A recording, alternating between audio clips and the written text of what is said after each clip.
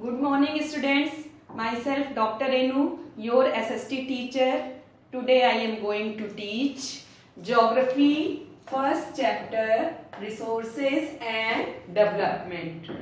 So before continue my topic, I will give you something about Corona, your studies. I will talk about. First thing ये है कि बच्चों आप तो जानते ही हैं कि ये जो हम लोग का टाइम पीरियड है ये बहुत मुश्किलों वाला है और हमारी गवर्नमेंट भी कोशिश कर रही है कि किस तरीके से आप लोगों की पढ़ाई को कंटिन्यू किया जा सके, क्योंकि अभी तो ये पॉसिबल ही नहीं है। अभी हम लोग केवल ये कैलकुलेशन ही कर रहे हैं कि कब तक स्कूल खुलेंगे। अभी कोई पक्का निश्चित नहीं है, हो सकता है नवंबर हो, सितंबर हो या इससे और आगे हो। तो ऐसी सिचुएशंस में आपकी पढ़ाई बहुत ज़्यादा लॉस हो जाएगी। ये सोच करके हमारे मैनेजमेंट ने ये प्लानिंग की कि बच्चों को ऑनलाइन क्लासेस दी जाए। तो इसलिए ये ज़रूरी हो जाता है कि हम लोग बच्चों आपको जो पढ़ा रहे हैं उसको आप लोग ध्यान से पढ़िए और प्लस हमारी वीडियोस को अटेंड करिए और देखिए कि हम लोग क्या पढ़ा रहे हैं उसके ताकि आपकी पढ़ाई लॉस ना हो। और आपको प्लस इस बार आपका बोर्ड का एग्जाम है तो बोर्ड के एग्जाम के लिए ज़्यादा मेहनत करनी पड़ती है। इसलिए बच्चों अगर कुछ पाना पड़ता है तो उसके लिए कुछ सेक्रीफाइस करना पड़ता है। अगर हमें कुछ पाना है, अगर हमें जीवन में कुछ आगे बनना है तो इसके लिए हमें सेक्रीफाइस करना पड़ेगा। और आपको तो केवल इतना ही सेक्रीफाइस करना है कि आपको एक व्यवस्थित या शेड्यूल्ड टाइम टेबल बना करके उसके हिसाब से अपनी एजुकेशन को कंप्लीट करना है। और साथ में हम लोग जो लेक्चर दे रहे हैं, जो वीडियो आपको प्रोवाइड करा रहे हैं, उसको आप प्रॉपरली देखिए और उसको फिर जो हमारे पढ़ाने के बाद उसको ध्यान से पढ़िए, बुक्स को रीड करिए। जहां पर भी आपको प्रॉब्लम हो तो हम लोगों से आप कांटेक्ट कर सकते हैं, आपकी जो प्रॉब्लम्स होगी उसका सॉल्यूशन किया जाएगा। तो इसलिए यहाँ पे जरूरी हो जाता है कि कोरोना के इस टाइम पीरियड में हम लोग अपनी पढ़ाई को जारी रखते हुए आगे की ओर बढ़े, जिससे कि हम लोग हमारा देश भी ग्रो करे और हमारा भी डेवलपमेंट हो। तो now continue my topic, resource and development. तो what do you mean by resource? I will tell you, resource is anything available in our environment which can satisfy our need. हर एक ऐसी चीज जो हमारे पर्यावरण में अवेलेबल है और जो हमारी नीड्स को सेटिस्फाई करता हो तो वो कहलाता है रिसोर्स। फॉर एग्जाम्पल गोल्ड जो है, गोल्ड को रिसोर्स हम तभी मानेंगे जबकि हमारे पास उसके लिए उसको एक्सट्रैक्ट करने की टेक्नोलॉजी हो और उसको हम टेक्नोलॉजी के थ्रू एक्सट्रैक्ट करके हम उसको प्योर फॉर्म में देख सकें, तभी हम गोल्ड को एक रिसोर्स के रूप में मानेंगे। और ये इसके साथ ही साथ एक, लेकिन अभी ये तुम्हें लग नहीं रहा है बच्चों की ये डेफिनेशन अभी इनकम्प्लीट है, तो इसके साथ ही साथ मैं एक और डेफिनेशन आपको बताती हूँ कि रिसोर्स इज available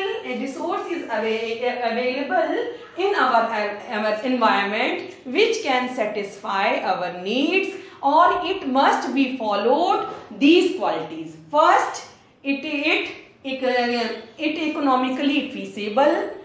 Second है culturally technologically accessible.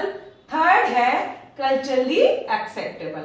मतलब जो भी संसाधन हमारे आसपास के चारों ओर के पर्यावरण में पाए जाते हैं वो रिसोर्स या संसाधन कहलाते हैं। इनके साथ ही साथ रिसोर्स को रिसोर्स होने के लिए कुछ क्वालिटीज की जरूरत होती है, जैसा कि मैंने अभी आपको डिस्क्राइब किया। फर्स्ट है ये टेक्नोलॉजिकली एसेसिबल। टेक्नोलॉजिकली एसेसिबल का मीनिंग होता है कि हमें रिसोर्स को एक्सट्रैक्ट करने की टेक्नोलॉजी पता होनी चाहिए। अगर हमें टेक्नोलॉजी ही नहीं पता होगी तो हम ये कैसे कह पाएंगे कि वो रिसोर्स है। अभी मैंने आपको गोल्ड का एग्जांपल भी दिया है कि अगर गोल्ड को हम एक्सट्रैक्ट करते हैं तो उसकी टेक्नोलॉजी है, टेक्नोलॉजी के द्वारा एक्सट्रैक्ट करके ही हम उसको प्योर फॉर्म में पा पाएंगे, तभी हम उसे रिसोर्स मानेंगे। नेक्स्ट थिंग है कल्चरली एक्सेप्टेबल। अब सपोज कीजिए कि हमने गोल्ड को एक रिसोर्स के रूप में एक्सेप्ट कर लिया, लेकिन अगर हमारे देश की हमारी जो संस्कृति है वो हमारा समाज अगर उसको कल्चरली उसको नहीं एक्सेप्ट करता है तो फिर वो रिसोर्स नहीं कहलाएगा। मान लीजिए गोल्ड को मैंने रिसोर्स के रूप में एक्सेप्ट कर लिया और हमारे समाज में वो इधर उधर पड़ा रहता है, उसकी कोई वैल्यू नहीं है, तब वो गोल्ड रिसोर्स नहीं कहलाएगा। थर्ड थिंग है इकोनॉमिकली फीसेबल। इकोनॉमिकली फीसेबल का मीनिंग होता है कि आर्थिक रूप से जो सही हो, आर्थिक रूप से फीसेबल मतलब हमारे हिसाब के अनुकूल हो, हमारे अनुकूल हो। ये इट मीन्स कि जो रिसोर्स है, resource should be economically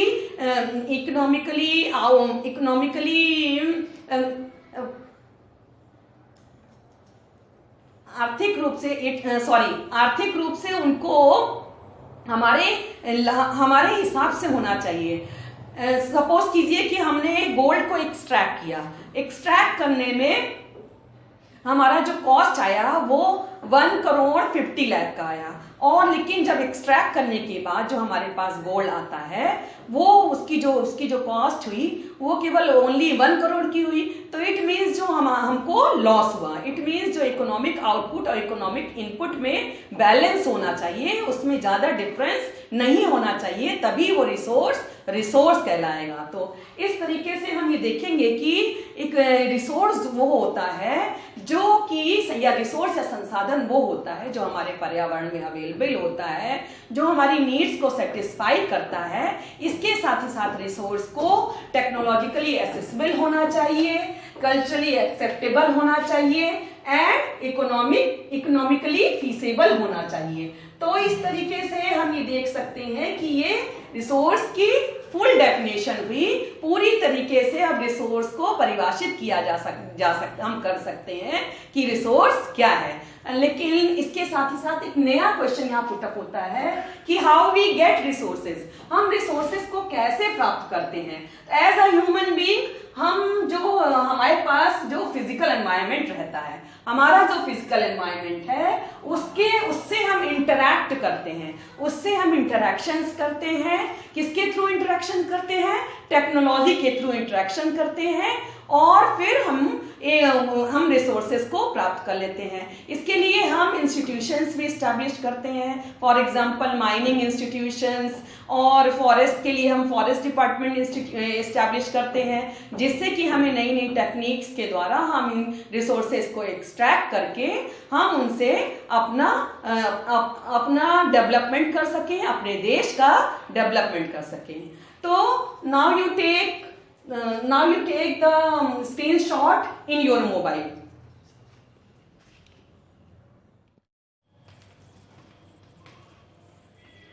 Let's continue my topic. I hope कि अभी तक का आपको क्लियर हो गया होगा।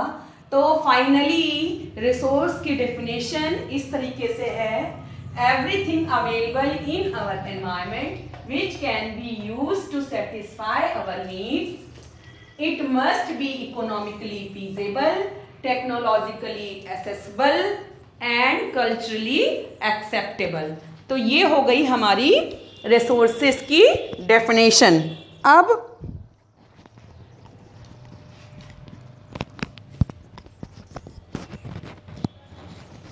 अब मेरा नेक्स्ट टॉपिक है classification of resource. Classification of resources. अब यहाँ तक बेटा अभी आप लोग को तो यहाँ तक क्लियर हो गया होगा। तो क्लासिफिकेशन ऑफ रिसोर्सेज की मीनिंग है, हम ये समझते हैं कि किसी भी चीज़ को क्लासिफाई करना या वर्गीकृत करना। फॉर एग्जांपल क्लास में ढेर सारे बच्चे होते हैं, सब बच्चे एक जैसे नहीं होते, किसी के अंदर कुछ क्वालिटीज़ होती हैं, किसी के अंदर कुछ क्वालिटीज़ होती है। कोई पढ़ने में अच्छा होता है, कोई आर्ट में अच्छा होता है, कोई जीके में अच्छा होता है। तो अगर मुझे बच्चों को चूज़ करना होगा तो हम उनकी अलग अलग कैटेगरी के हिसाब से चूज़ करेंगे। अगर किसी बच्चे को क्विज कंपटीशन में भेजना होगा तो हम उस बच्चे को चूज़ करेंगे जिसकी जीके अच्छी है, और किसी को आर्ट कंपटीशन में भेजना होगा तो उन बच्चों को ले जाएंगे जिसकी आर्ट अच्छी है। जो पढ़ने में अच्छा है तो उसको अलग से चूज़ करेंगे। तो इस तरीके से हम कैटेगरी बना देते हैं, उसके आधार पर हम क्लासीफाई करते हैं। ठीक यही बात रिसोर्सेज के ऊपर भी लागू होती है। अलग अलग कैटेगरी के आधार पर रिसोर्सेज भी अलग अलग तरीके के होते हैं। अलग अलग टाइप्स के होते हैं। तो यहाँ पे फर्स्ट टाइप्स है रिसोर्सेज का बेसिस ऑफ ओरिजिन। तो हम रिसोर्सेज को मल्टीपल बेसिस के आधार पर क्लासिफाई कर सकते हैं। फर्स्ट बेसिस है basis of origin. Origin means होता है कि वो हमें मिला कहाँ से है, वो रिसोर्सेज कहाँ से पैदा हुआ है, कैसे हमें मिला है, तो उसको बोलते हैं basis of origin. Basis of origin के थ्रू हम रिसोर्सेज को 2 कैटेगरी में डिवाइड करते हैं, biotic and abiotic. Biotic resources वो रिसोर्सेज होते हैं, those resources are obtained from the nature and have a life. ऐसे रिसोर्सेस, ऐसे संसाधन जो कि हमें हमारे पर्यावरण से या प्रकृति से मिलते हैं और उनमें जीवन होता है, तो वो बायोटिक रिसोर्सेज कहलाते हैं। For example human beings, animal, fisheries, flora and fauna. Next है अबायोटिक। अबायोटिक रिसोर्सेज वो रिसोर्सेज होते हैं जो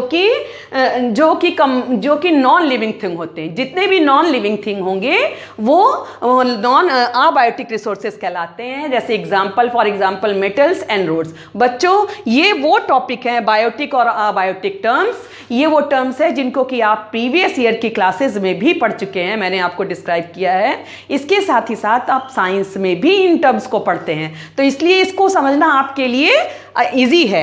नेक्स्ट है हमारा basis of exhaustibility. Basis of exhaustibility का मीनिंग है कि हम उन रिसोर्सेज को कैसे यूज करते हैं, हम उन रिसोर्सेज को कैसे यूज करें कि वो हमारे साथ बने रहें, लंबे तक बने रहें, वो वेनिश ना हो जाए।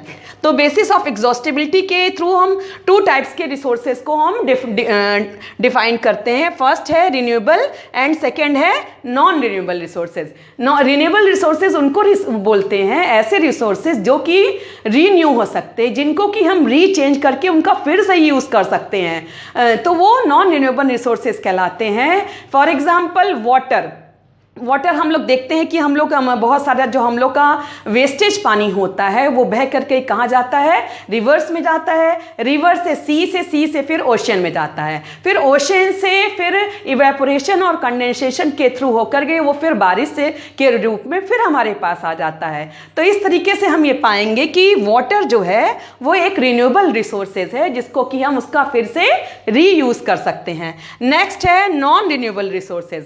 ऐसे रिसोर्सेज जो कि बनने में those resources take millions of years in their formation. अपने जिनके निर्माण में ज़्यादा समय लगता है, लाखों करोड़ों साल लग जाते हैं इन रिसोर्सेज के बनने में, वो कहलाते हैं non renewable resources. For example तुम्हारा हो जाएगा मेटल्स, हो जाएगा फॉसिल फ्यूल्स हो जाएगा। अब हमारा नेक्स्ट कैटेगरी है या नेक्स्ट बेसिस है बेसिस ऑफ ओनरशिप। ओनरशिप का मतलब तो आप जानते ही, ओनरशिप का मतलब होता है मालिकाना हक। वो किसके पास है, किसके अंडर में है रिसोर्सेज। तो बेसिस ऑफ ओनरशिप के थ्रू हम वो टाइप के रिसोर्सेज को कैटेगराइज कर सकते हैं। फर्स्ट है इंडिविजुअल। इंडिविजुअल रिसोर्सेज वो रिसोर्सेज होते हैं जो किसी के नहीं होते हैं, व्यक्ति की अपनी खुद की प्रॉपर्टी होती है, व्यक्ति की जो अपनी निजी संपत्ति होती है वो कहलाती है individual resources. For example your home, your books, your clothes, वो उसमें किसी और की शेयरिंग नहीं होती है, वो आपकी अपनी खुद की चीज होती है। तो इस तरीके से ये इंडिविजुअल रिसोर्स जो होते हैं वो व्यक्ति के अपने खुद के होते हैं। सेकंड है कम्युनिटी। कम्युनिटी रिसोर्सेज वो रिसोर्सेज होते हैं जिनका कि हम पब्लिकली यूज करते हैं या बहुत बड़े लंबे पैमाने पे जिनका यूज होता है।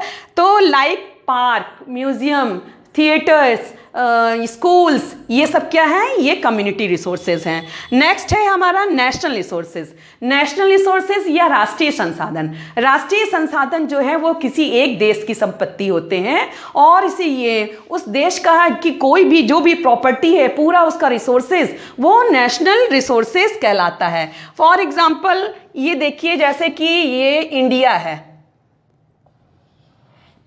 तो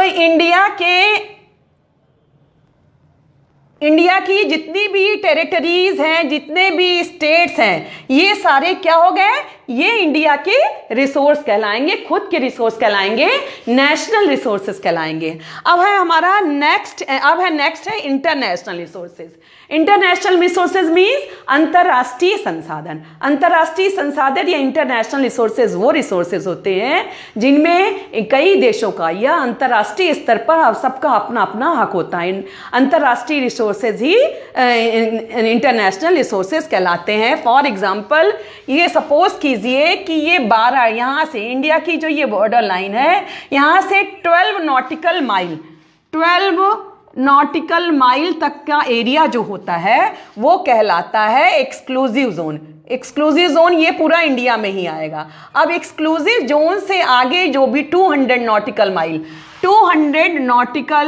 माइल तक का जो एरिया है वो कहलाता है इंटरनेशनल रिसोर्सेज। अब बच्चों यहाँ पर एक नया टर्म क्रिएट हो गया, वो टर्म है nautical mile. What is nautical mile? तो मैं आपको डिस्क्राइब करती हूँ कि नॉटिकल माइल एक डिस्टेंस को मेजरमेंट करने की यूनिट है। कहाँ पे, किस डिस्टेंस को मेजर करने की यूनिट है? ओशियंस में। समुद्री दूरी को मापने का एक तरीका है, एक यंत्र है, डिवाइस है, स्केल है। समुद्री दूरी को मापने की एक स्केल है। तो इस तरह से नॉटिकल माइल जो होता है वो एक डिस्टेंस को मेजर करने की यूनिट है। तो 200 नॉटिकल माइल के पार का जो एरिया होता है वो इंटरनेशनल रिसोर्सेज के रूप में कहलाता है। 200 नॉटिकल माइल के अंदर का जो एरिया है वो उस देश की इंटरनेशनल प्रॉपर्टी कहलाएगी। 200 के बाहर जो भी एरिया है वो इंटरनेशनल रिसोर्सेज कहलाएगा। नेक्स्ट है हमारा स्टेटस ऑफ डेवलपमेंट। अब स्टेटस ऑफ डेवलपमेंट के थ्रू हम रिसोर्सेज को 4 कैटेगरी में डिवाइड कर सकते हैं। फर्स्ट है पोटेंशियल, सेकेंड है डेवलप, थर्ड है स्टॉक, फोर्थ है reserve. Now you can take screenshot in your mobile.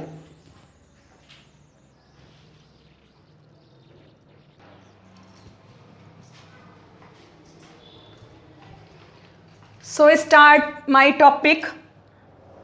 अभी तक मैंने आपको डिस्क्राइब किया कि मल्टीपल बेसिस के थ्रू हम रिसोर्सेज को कैटेगराइज कर सकते हैं।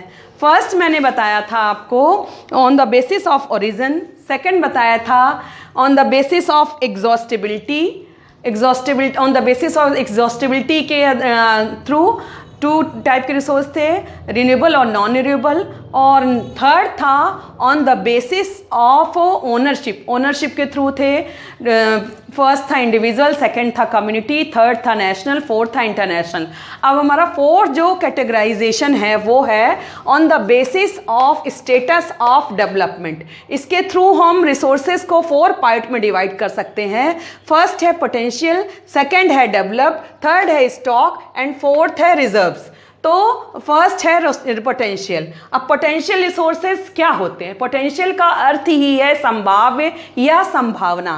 तो resources which are not being utilised fully and has potential to be utilised. तो ऐसे संसाधन जो कि जिनका कि पूरी तरीके से यूज़ नहीं किया गया है लेकिन उनमें संभावना है और उनका यूज़ करने की, तो वो कहलाते हैं potential resources. For example solar energy. Solar energy as you know कि इंडिया के जो राजस्थान और गुजरात और वेस्टर्न इंडिया है वो ऐसे पार्ट्स हैं जहाँ पर कि सोलर एनर्जी बहुत ज़्यादा मात्रा में हमको मिलती है। तो क्या हम पूरे देश में पाई जाने वाली सोलर एनर्जी का यूज़ कर लेते हैं? पूरी देश में पाई जाने वाली सन रेज का यूज़ करके हम सोलर एनर्जी को क्रिएट कर पा रहे हैं? नहीं, ऐसा नहीं है। तो इस तरीके से सोलर एनर्जी वो एरिया है जहाँ पे बहुत ज़्यादा असीम संभावनाएं हैं लेकिन अभी तक हम उसका पूरा यूज़ नहीं कर सकते हैं। अभी करेंटली ही हमारे प्रधानमंत्री ने रीवा में एशिया का सबसे बड़ा सोलर स्टेशन की फाउंडेशन रखा है, सोलर स्टेशन का इनॉग्रेशन किया है। तो रीवा में एशिया का सबसे बड़ा सोलर स्टेशन अभी उसका इनॉग्रेशन किया है हमारे प्रधानमंत्री नरेंद्र मोदी ने, इसलिए कि ताकि लोग ज़्यादा से ज़्यादा मात्रा में सोलर एनर्जी का यूज़ करें और इलेक्ट्रिसिटी के ऊपर डिपेंडेंसी कम हो। तो नेक्स्ट है हमारा डेवलप्ड। डेवलप्ड रिसोर्सेज वो रिसोर्सेज होते हैं जो पहले से ही विकसित हैं और जिनकी हमें क्वांटिटी और क्वालिटी वो कैसे हैं और कहाँ पर पाए जाते हैं ये हमको पहले से ही पता है, पहले से ही पता होता है कि वह कहाँ, उसके आधार पर ही हम उनका यूज़ करते हैं। जैसे कि अगर हम देखते हैं कि मध्य प्रदेश, तेलंगाना और इधर झारखंड, बिहार, ये सब जगहों पे हमारे जितने भी वो मिनरल्स हैं वो ज़्यादा पाए जाते हैं, जबकि अरुणाचल प्रदेश में क्या है, वाटर रिसोर्सेज पाए जाते हैं। तो इस तरीके से हम ये देखते हैं कि हमें, और ठीक इसी तरीके का एग्जाम्पल कोल और पेट्रोलियम है। कोल और पेट्रोलियम भी हमें पता है कि हमारे देश में कितने कोयले के भंडार हैं और पेट्रोलियम में कितने भंडार हैं, उसी के आधार पर हम उनका यूज़ करते हैं ताकि हम उनका सही यूज़ कर, जुडिशियली यूज़ करें और हम अपने आने वाली फ्यूचर जनरेशन के लिए भी उसको बचा करके रखें। स्टॉक, नेक्स्ट है हमारा stock. Resources having potential to satisfy human need but we don't have the appropriate technology to utilize them। तो अब ऐसे रिसोर्सेज जिनमें की मनुष्य की आवश्यकताओं को पूरा करने की क्षमता तो होती है लेकिन हमारे पास एप्रोप्रिएट टेक्नोलॉजी नहीं है, सही टेक्नोलॉजी नहीं है जिससे कि हम उनको एक्सट्रैक्ट करके रिसोर्सेज के रूप में उनका यूज़ कर सकें। For example hydrogen and oxygen from water, H2O। तो ये तो जानते ही होंगे आपकी, जो वाटर का जो सूत्र है, क्या फॉर्मूला है, वो H2O कहलाता है। इट मीन्स कि पानी में हाइड्रोजन के 2 मॉलिक्यूल और ऑक्सीजन के 1 मॉलिक्यूल हैं।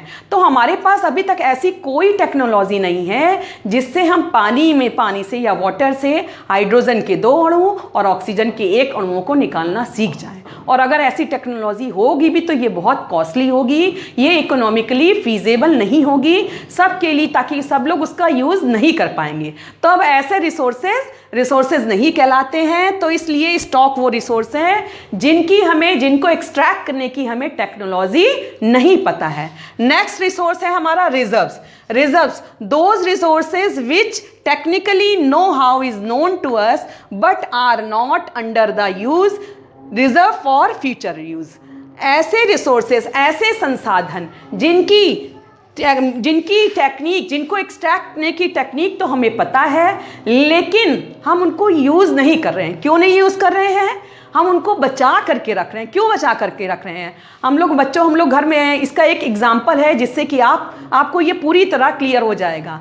हम लोग जानते हैं ना कि कोई भी व्हीकल है, चाहे हमारी मोटर बाइक हो या कार हो, तो उसमें एक रिजर्व का ऑप्शन होता है। रिजर्व के ऑप्शन का मतलब होता है कि उस तेल को, रिजर्व के निशान के ऊपर का जो तेल है उसको हम तभी यूज़ करते हैं जब हम मुसीबत में होते हैं या अचानक से हमारी गाड़ी का पेट्रोल खत्म हो जाता है, तब हम उसको यूज़ करते हैं। ऐसा नहीं कि उसको सारा यूज़ कर डालते हैं। तो इसी तरीके से ये रिसोर्सेज भी जो रिजर्व रिसोर्सेज हैं या आरक्षित संसाधन हैं, उनका हम यूज़ तब करते हैं, फ्यूचर जनरेशन के लिए हम लोगों ने उनको बचा करके रखा है ताकि हमारी आने वाली जनरेशन भी उनका बेनिफिट उठा सके और उनका यूज़ करके वो भी ग्रो कर सके। For example water in dam and forest resources. Example के तौर पर हम देखते हैं कि इंडिया में बहुत सारी रिवर्स पाई जाती हैं और हर सारी रिवर्स के ऊपर डैम्स बनाए हैं हमने। क्या ये तुम सोच सकते हो कि जो हम सारे डैम्स के ऊपर, तो हम लोग ने डैम वो मल्टी प्रोजेक्ट तो नहीं इस्टेब्लिश किए हैं, मल्टी रिवर, तो जिससे कि हम इलेक्ट्रिसिटी को बना सकें। सारी नदियों के ऊपर हमने डैम नहीं बनाया है, उनके हम वाटर का यूज़ करके इलेक्ट्रिसिटी को नहीं बनाते हैं। केवल कुछ ही रिवर्स के ऊपर हमने इन प्रोजेक्ट को इस्टेब्लिश किया है और बाकी को छोड़ दिया है जिससे कि आगे आने वाली जनरेशन उसका यूज़ कर सके। और अगर हम अब अभी से ही सारे रिसोर्सेज को ख़त्म कर देंगे तो फिर आगे दुनिया रन कैसे करेगी, ग्रो कैसे करेगी। ठीक इसी तरह फॉरेस्ट रिसोर्सेज, क्या अगर हम जंगलों से कुछ यूज़ कर लेते हैं फॉरेस्ट रिसोर्सेज का, तो इट मीन्स कि क्या हम पूरे फॉरेस्ट रिसोर्सेज को थोड़ी ना यूज़ कर पाते हैं। और हमने उन सारे रिसोर्सेज को नहीं यूज़ किया है। बहुत सारे रिसोर्सेज जो हैं उनको हमने बचा करके आगे आने वाली जनरेशन के लिए रख दिया है ताकि उनका वो भी उनका लाभ उठा सकें। तो इस तरीके से हम ये देखते हैं कि on the basis of status of development के थ्रू हम रिसोर्सेज को 4 कैटेगरीज में, potential, developed, stock and reserve के आधार पर कैटेगराइज करते हैं। अब यहाँ पर बच्चों, बहुत सारे बच्चों को ये कन्फ्यूज़न होता है। अक्सर बच्चे क्वेश्चन करते हैं कि मैम पोटेंशियल और स्टॉक, इन दोनों में क्या डिफरेंस है? दोनों में ही पोटेंशियल वर्ड का यूज़ हो रहा है। तो बच्चों, पोटेंशियल और स्टॉक में ये डिफरेंस है कि पोटेंशियल में हमें टेक्निक तो पता है, लेकिन हम उसका पूरा यूज़ नहीं कर पाते हमारी इनकैपेबिलिटी की वजह से। क्योंकि हमारे पास वो संसाधन, हमारे पास ऐसे, हमारी इनकैपेबिलिटी की वजह से हम इन रिसोर्सेज का पूरी तरीके से यूज़ नहीं कर पाते हैं। और जबकि इनको एक्सट्रैक्ट करने की टेक्निक हमें पता है, जबकि स्टॉक में हमारे पास इनको एक्सट्रैक्ट करने की टेक्निक नहीं पता है, और इनमें हम इनका यूज़ करने की संभावना बहुत है, लेकिन हमें इनकी टेक्निक नहीं पता है। तो दोनों में डिफरेंस ये है कि इसमें टेक्निक नहीं पता है, इसमें टेक्निक पता है और हम इसका यूज़ नहीं कर पा रहे हैं। तो आई होप यहाँ तक आप लोगों को क्लियर हो गया होगा कि what is resources, how we get resources and classification of resources on the basis of status of development के थ्रू हमने किस तरीके से 4 रिसोर्सेज को कैटेगराइज किया है, यहाँ तक आपको क्लियर हो गया होगा। तो नाउ यू टेक स्क्रीनशॉट और इन योर मोबाइल।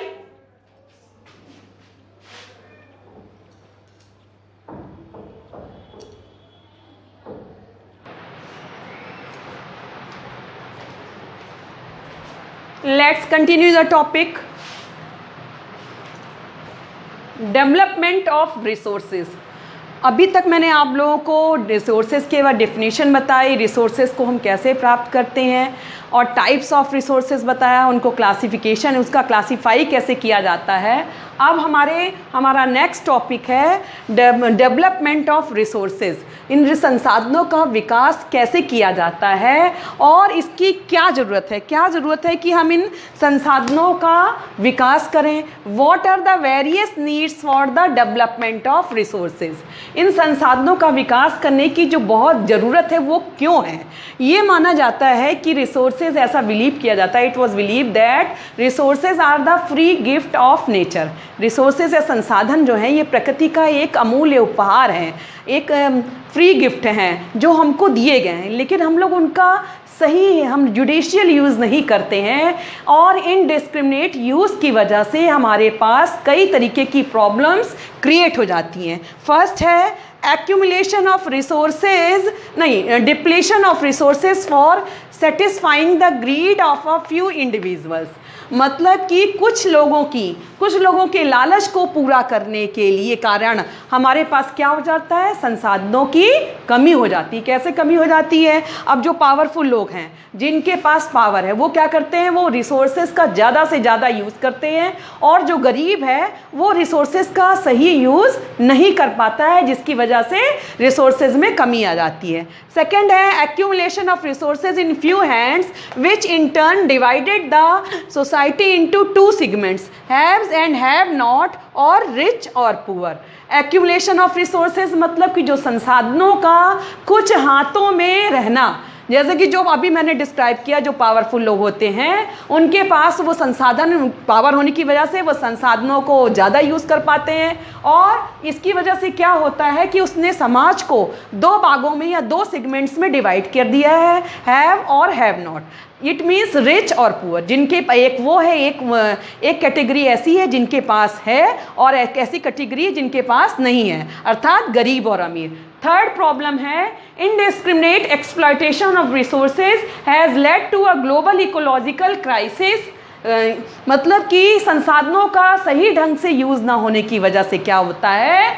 वैश्विक स्तर पर जो हमारा इकोलॉजी है, जो हमारा प्रतिरक्षा तंत्र है, उसमें संकट क्रिएट हो जाता है। फॉर एग्जाम्पल ग्लोबल वार्मिंग क्या है? मैंने ये तो तुम लोग को पता है कि ग्रीन हाउस गैसों के इफेक्ट की वजह से हमारे अर्थ का टेम्परेचर पर ईयर कुछ 0.5 सेंटीमीटर बढ़ता चला जा रहा है, और इसकी वजह से यही वजह है, इसकी due to global warming Antarctica के ऊपर इतना बड़ा होल हो गया है, और बहुत सारे क्या है ग्लेशियर्स पिघलते जा रहे हैं। ग्लेशियर पिघल रहे हैं तो वो पिघल करके समुद्र में आ रहा है उसका पानी, तो जिससे सी लेवल इंक्रीज होता जा रहा है। इसका इफेक्ट ये होगा कि आगे आने वाले 2030 तक सी के आसपास या ओशियंस के आसपास जितने भी कंट्री ट्रीज़ हैं ये वो सारे क्या हो जाएंगे, वो समुद्र में डूब जाएंगे। तो ये माना जा रहा है इसकी वजह से क्या हो रहा है कि ग्लोबल वार्मिंग की वजह से हम लोग मेनली अमेरिका को ही दोषी ठहराते हैं, लेकिन ऐसा नहीं है। हर एक कंट्री का अपना उसमें कुछ ना कुछ योगदान है, वो कुछ ना कुछ % हर एक कंट्री कार्बन का एक्सक्रीशन करता है, उत्सर्जन करता है, जिसकी वजह से ये ग्लोबल वार्मिंग बढ़ती चली जा रही है। तो हम लोग को क्या करना है, हम लोगों को इस ग्लोबल क्राइसिस को रोकने के लिए क्या करना है, a proper development plan and resource planning is essential for the sustainable existence of the all forms of life. एक ऐसा सही विकास का एक योजना बनानी है विकास की, जिससे कि हम संसाधनों का सही ढंग से विकास कर सकें और जो कि हर जीवन के हर एक रूप का सही ढंग से विकास करने के लिए जरूरी है। अब यहाँ पर एक नया वर्ड क्रिएट हुआ है, सस्टेनेबल। सस्टेनेबल का मतलब होता है without damage the environment and development should be continue. बिना एनवायरमेंट को डैमेज किए डेवलपमेंट को आगे बढ़ाते जाना। Now you can take screenshot in your mobile.